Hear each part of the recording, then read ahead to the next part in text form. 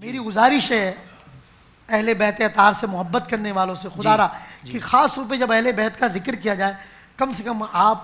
صاف ستھرے ہوں، آپ کے منہ سے بدبو نہ آ رہی ہو۔ آج کل گٹکے پہن کے گٹکا عمر ہوتا ہے، بدبودار جسم ہے، بے پردگی کا ماحول ہو رہا ہے، اور ہم روڈوں پر گلیوں میں یعنی کہ پردے کا خیال میں تو وہ اہل بیت کیا ہم سے خوش ہوتے ہوں گے، یعنی کہ جن کو پاکیزہ خدا نے کیا، پاکیزہ رکھا، اور جن کو اللہ تبارک و تعالی نے یعنی جن کے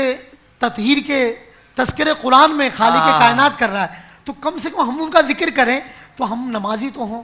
ہم ان کا ذکر کریں تو ہماری صبح آغاز تلاوت قرآن سے تو ہو۔ کیا خیال ہے؟ ہم اگر ان کا ذکر کریں تو ہمارے ماہ رمضان کے روزے تو نہ چھٹیں۔ ان کا ذکر کرنے والے شراب اور زنا کے قریب بھی جانے کا نہیں سوچ سکتے۔ میں نے معذاللہ دیکھا اہل بیت کے چاہنے والے اور شراب پی رہے ہیں، اہل بیت کے چاہنے والے اور زنا میں ملوث ہیں، تو اہل بیت کا چاہنے والا تو قرآن و سنت پر عمل کرے گا، وہ تو ان کے طریقے پر عمل کرے گا۔ تو یہ بات طے ہے، اہل بیت کا چاہنے والا وہی ہے جو قرآن اور سنت پر عمل کرے،